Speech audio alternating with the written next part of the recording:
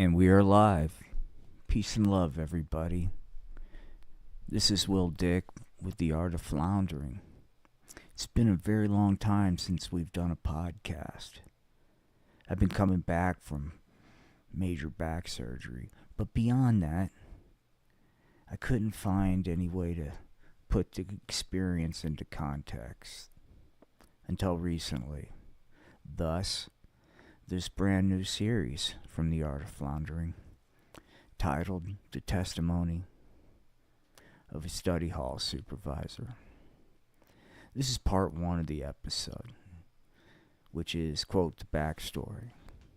What's the backstory? Well, why me? A former, really not a nice guy. Wind up at this place at 60 years old where I am a study hall supervisor at a Title I middle school, which is a euphemism for the in-school detention. So in other words, where the young tykes, when they flub up and disregard the rules set forth by their wise authority figures, they're sent to a room that I supervise, and I am to show them the consequences and the error of their ways and prepare them to go forth and learn from their mistakes. That's what I do. And I thought, wow, this would be a great way to kind of put life into context, but also as I discuss my experiences in this particular point in life, man. Now, the one thing I just want to be upfront about is I'm not going to get into any specifics. Like, this is middle school in parts unknown. All names are going to be fake, and I'm not going to do anything to be very, very specific when I get into it's like as far as like doxing people and shit, because that's not cool. The other thing I hope to do is make this really less about me and more about like the experience. Having said that, I do think it's important to kind of start this thing off is to kind of put this into context. Why am I here? Why am I doing this? Currently, it is the 16th of August, 2025. I am 60 years old. In 2016, August 7th, I had an accident, a freak accident. I was 51 years old. I was training for the Marine Corps Marathon. I was living the suburban dream. I had my nice, comfy job, new house, full custody of my daughter. I thought I didn't need anybody. I was pretty much a self-centered douchebag would be the best term for who I was. Now, I did not realize this at the time. I thought I was really cool. But then I had this freak accident. And it happened at work. And I don't want to get into a lot of details, but it's important. Because people are shocked when I don't have workman's comp. And it's something that I've had to just make peace with. And I'm not angry about it anymore. I can't be. But this accident was major. And it was a freak accident, but it caused what's called a burst fracture and with several of my vertebrae. Now, to make matters worse is, gee whiz, the first couple of surgeries were really flubbed up. I had a bone infection, on and on and on, okay? At a very high level. From 2016 to 2023, New Year's Day, and actually 2022, Christmas, the holidays. I was unable to walk. I went through the worst pain imaginable. All the things that I thought were important, I lost. My career, my house, my things, my savings, my relationships, all those things were gone. I was unable to walk, I was unable to function, and the pain was unimaginable. In 2017, I had an accident in the bathroom where I had slipped and fell and did not have any sort of way of getting up to the walker. My phone was in the kitchen. And it was weird, man. It was like, I'm trying not to go to that place, but I'm going to have to be, quote, vulnerable and authentic, because I really want to paint the picture of what this was like. I had already flatlined before, and during that experience had a conversation with my father, who passed away in 2000, and so dying was not something I was afraid of. I wanted to die, but I felt I had to live. I had a daughter who was 16 at the time, and although her seeing what I was going through did a lot of damage to our relationship, I didn't know that at the time. I was still delusional enough to think I would somehow be able to keep things together. But I had a choice. I was laying on the bathroom floor. There's blood coming. I had cracked the side of my head. It just looked worse than it was. But more importantly, I was unable to get up. What I didn't know was I had fractured more vertebrae because the bone infection attacked my bone mass. But at the time, I did not know this. I just knew I could not get to my walker, and I needed to get to my phone to get help. And I thought, this is karma, because as the young douchebag, I made fun of the "I'm falling and I can't get up" commercials. Isn't that funny, dude? And I would laugh. Ha ha ha, that will never be me. Well, there I was, man, 52. The accident happened when I was 51. 52. And this is what happened, man. It was like the universe presented me with a choice. Now, dig this. I think there are many paths to the top of Mount Fuji. So whatever it is, world philosophy you have, man, I'm good with. I personally don't care about who you voted for, who you love, or how you cracked the egg, so to speak, if you read Gulliver's Travels. But I had an experience, man, with the universe. It presented me a choice, man. I'm laying down in the bathroom tile floor in my bedroom, and the door is kind of almost closed. Man, I can just see my bedroom carpet, and I almost like it was a hallucination, but it was like my wake or something. And my brother was talking to the people at my funeral, saying, yeah, it's really sad and pathetic how he died on the bathroom floor and all. But at least he's not in pain anymore.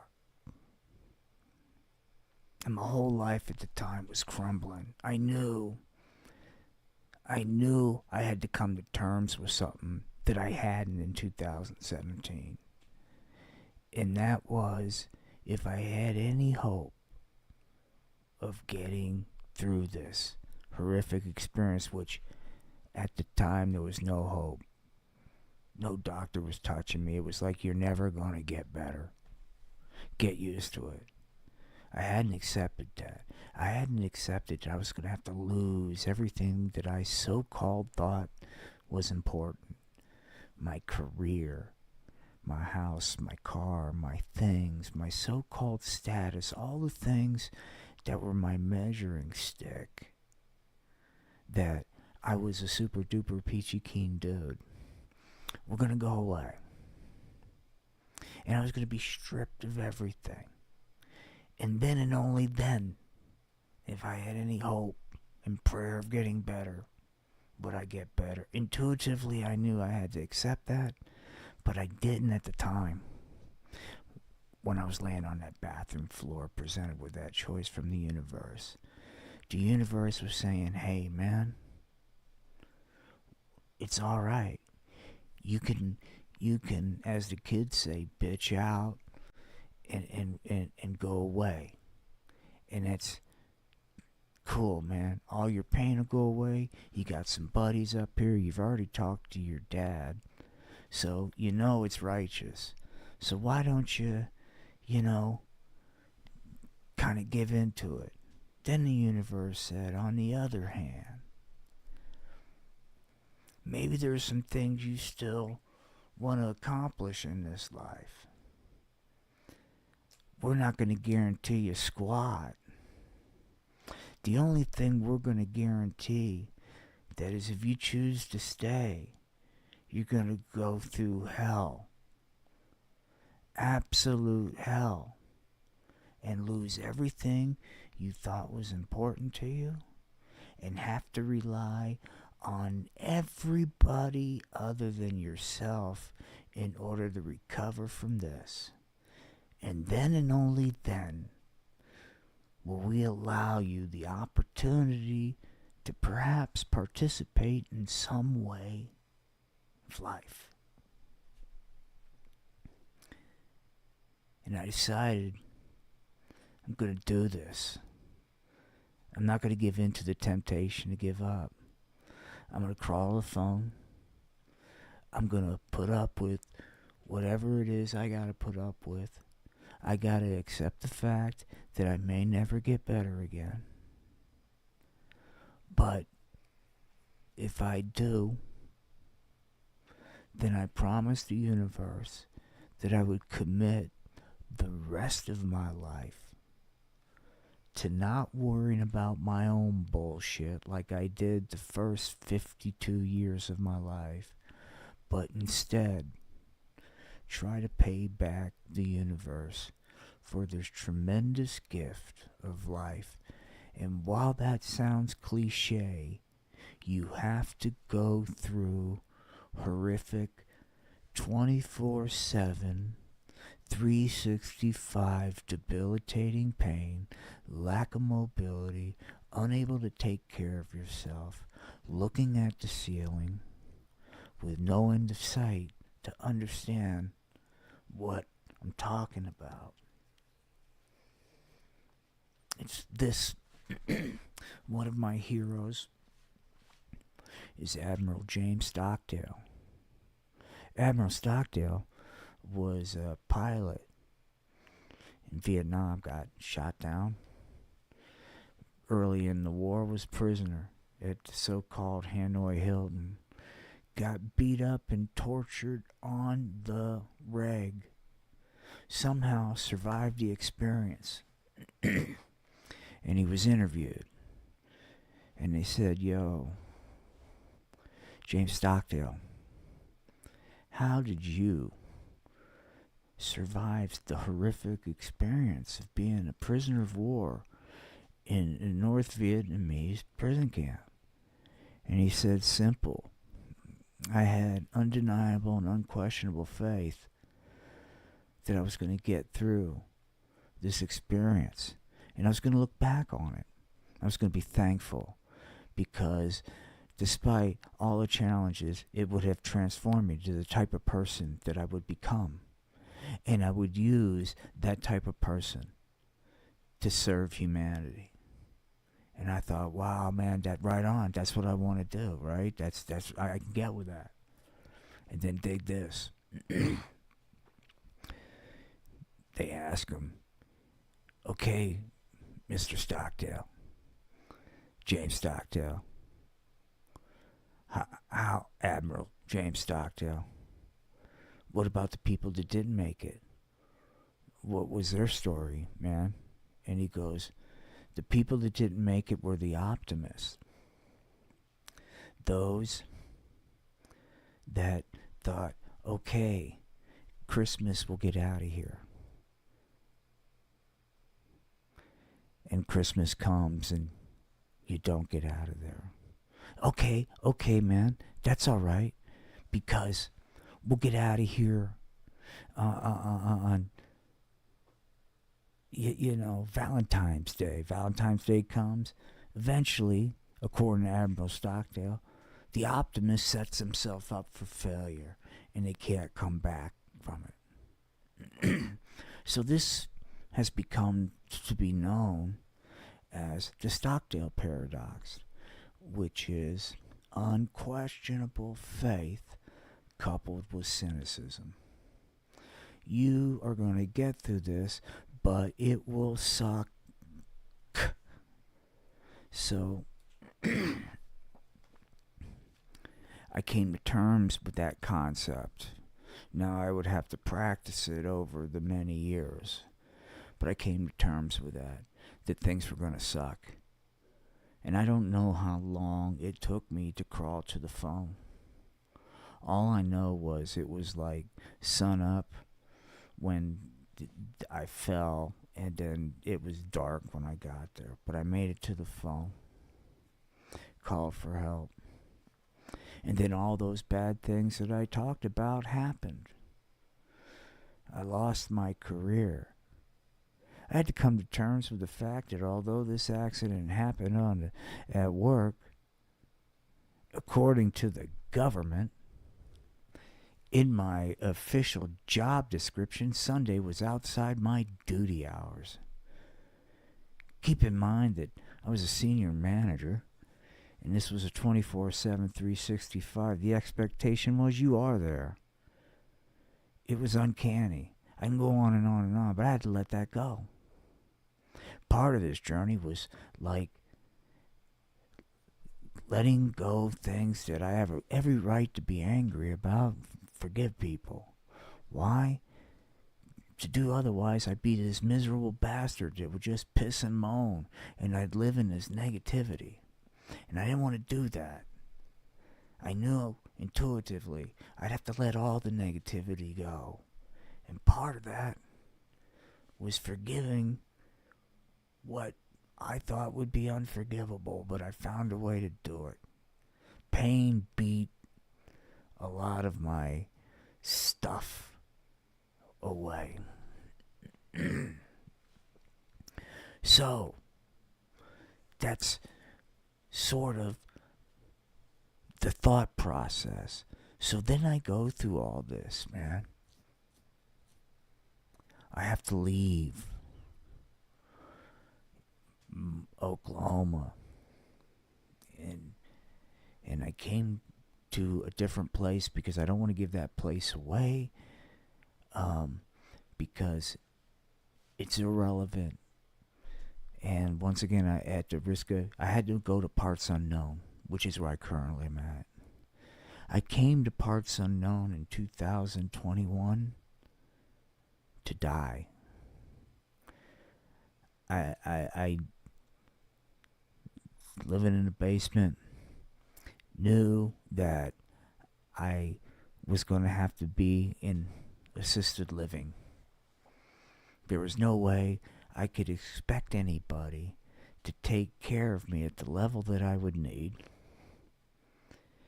and There's no way I would live without being taken care of.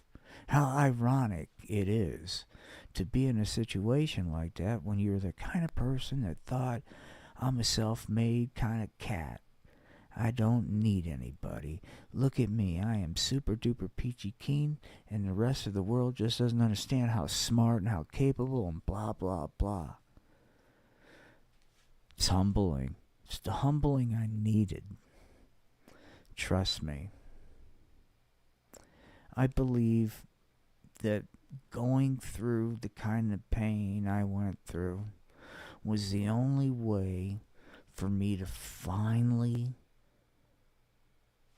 be able to see the pain that's out there in the world, empathize with it, and try to do something to help improve the status quo, so to speak. I had spent, prior to the accident, all my life pursuing my own bullshit. Whether it was in the Marines, the private sector, government service, college, it was all about me. I didn't have time for anything else. No wonder I got divorced after only 10 years of marriage. It wasn't my former wife's fault. She was married to a self-centered douchebag. I'm sorry for coughing. Parts unknown is giving me some allergies, man. So anyway. But I got lucky.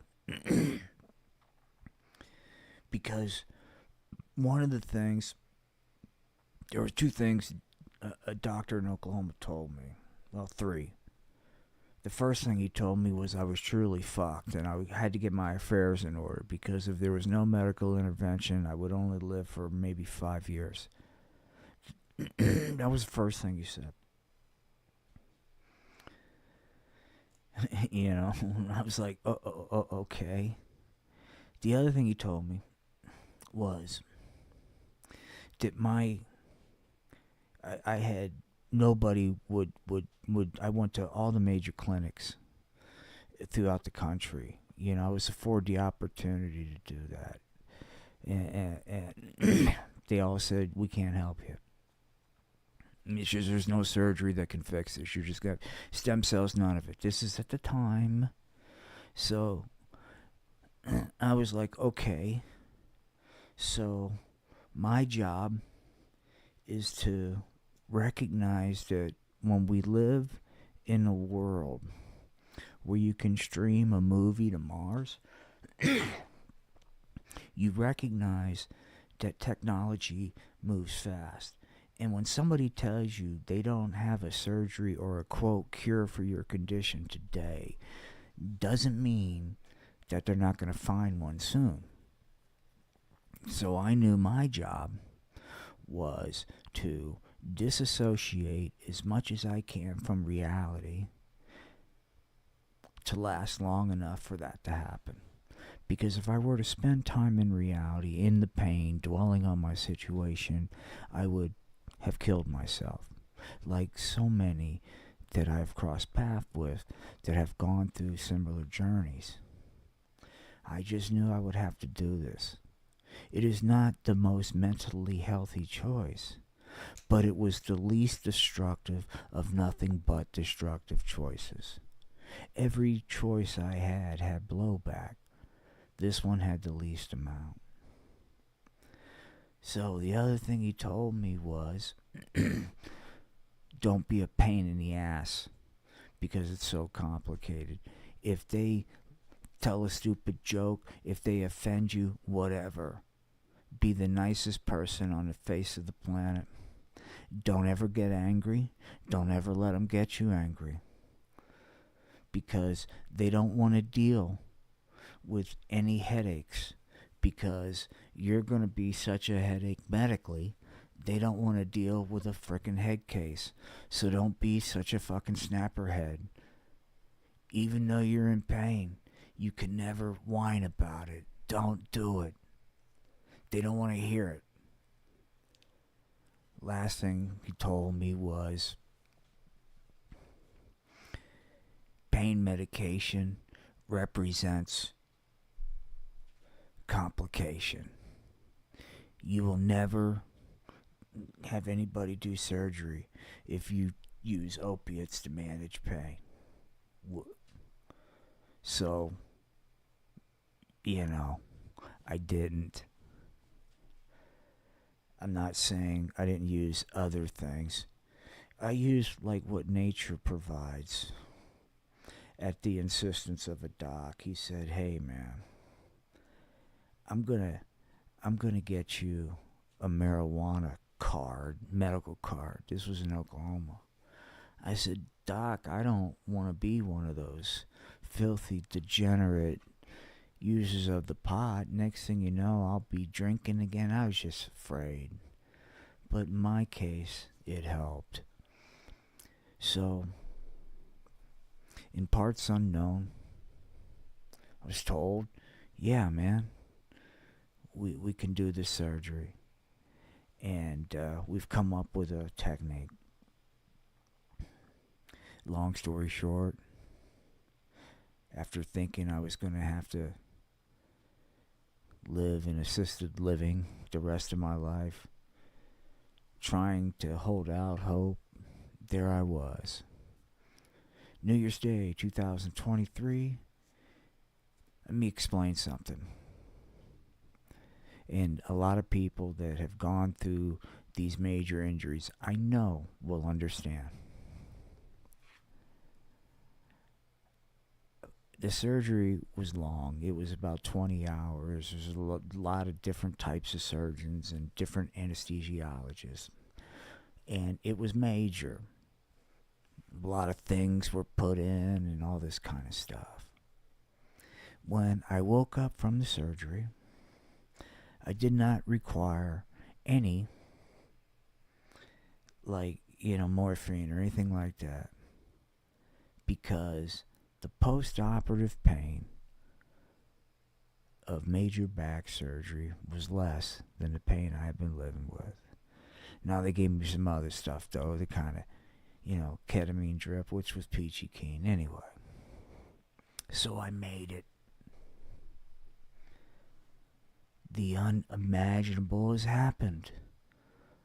I went from spending 2016 to 2023 unable to function, all pain, yada yada yada, to now not being in any pain. I can sit in a chair. I can walk. I walk every day. I'm 60 years old, and I get at least, like on weekends, I'll get like 15 miles a day. During the week, I get between 6 and 10 miles of walking in. That's badass. Now I still have limitations, but for a 60-year-old guy, I can sort of present as somebody that's not too feeble, It's a tremendous gift. Couple of emotions I've had following the gift was, I didn't imagine the PTSD would be as bad as it was. And it was. Being around people the first 6 months was hard, man. I'd have panic attacks left and right. And I was like, okay, I didn't want to try to do anything like to start working on giving back until I was strong enough. And I was working on the physical, but the mental, it's still kind of jacked up, but no more jacked up than your average citizen. You know what I mean? We all got our shit, and I just have mine. It's no different. And that's another thing I want to point out is, comparison is the thief of joy, man. When we start getting into, wow, your pain must be worse, but no, pain is pain, man. My experience is no different, no more consequential than anybody else's. It just, it's the one that I think woke me up, man. So anyway, there I was. There I was, man. Kind of, you know, working on the mental side of this, you know. And I realized, okay, after about a year, I felt I was strong enough to go out there into the world, man. And we're talking 2024/2025. We're talking last year. I felt okay, man. I'm strong enough to go out into the world and finally walk the talk. Do something that would be giving back. And I had all these kind of crazy ideas how I was going to do it. And they're all real glamorous, man. They're all like, oh, I'm going to start a nonprofit and blah, blah, blah. Or I'm going to do puppet shows and teach people how to play. It's all this real romantic, off the wall bullshit, And those were thoughts that kind of got me through. Like, okay, I'll get through this, and I still want to do this, but I thought I'd do this right from Jump Street. Is like have like a podcast / old time radio show that was written, produced, and performed by people in chronic pain, because most can talk wherever they're at, and it's just anyway. I can go on and on, but all that's like talk, and I didn't want to be one of those guys that was like, one day I'm gonna shoulda, woulda, coulda. So I was like, you know what? It's time, man. It's time to see what's out there and what I can do. And I'll take the first opportunity that allows me a chance to do what I could do. So I thought, what's out there that nobody wants to do, that I think I might be able to do? And it hit me.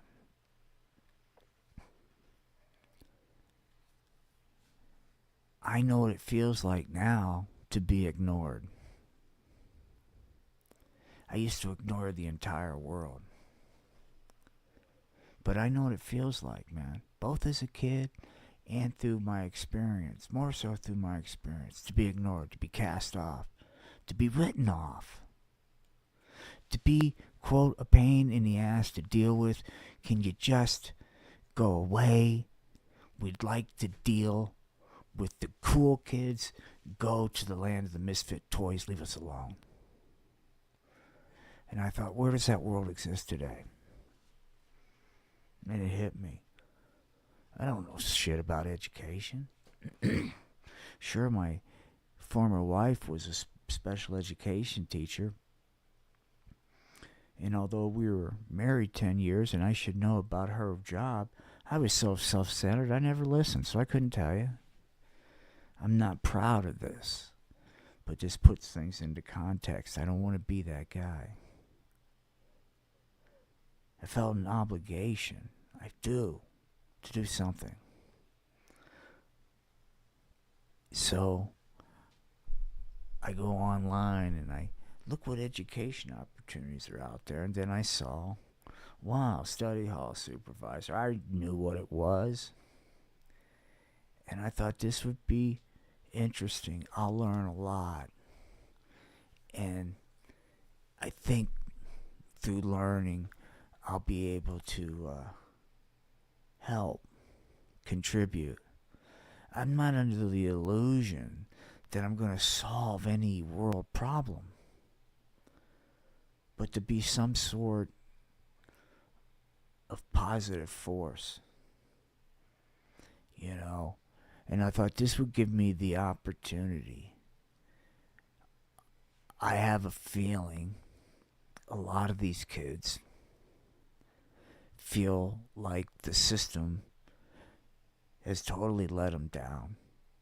I have a feeling that a lot of these kids are traumatized in ways that the so-called professionals that they see every day don't understand. And I thought, well, maybe having some insight into trauma and being at a place in life where I'm not interested in changing anybody. I'm interested in meeting them where they're at and seeing what I can do to help them make this journey a little bit more manageable. See, I believe that, there's a reason why people are born the way they are. If you look at the patterns, the statistical patterns, they kind of fall into patterns, how we divide ourselves by whatever, right? What's fascinating is, like, if you look at the research into, like, large families with, like, right-handed males, Google that. Once they started having, like, son number 4, 5, 6, 7, the propensity is for them to be, the propensity for them is there's a higher probability that the more right-handed sons you have, the higher probability that they'll be born, gay. And why is that? I don't know why that is, but there's a reason that we don't quite understand. But instead of us fighting the rhythm of the nature that we find ourselves in, I believe we need to find peace and meet each other where they're at. So getting back to this, I thought, all right, man, I'm not going to solve any problems, but I might be able to bring something different, and begin this responsibility that I have, that I feel, to pay back this gift, which is the second chance. So with that said, man, I hope you'll continue with us on this journey. This is the backstory. We're done talking about me. It's going to be experiences coming up. I am going to take you through my day-to-day experiences throughout the year. I welcome any kind of comments you guys might have. I hope this is something that you will find entertaining, man.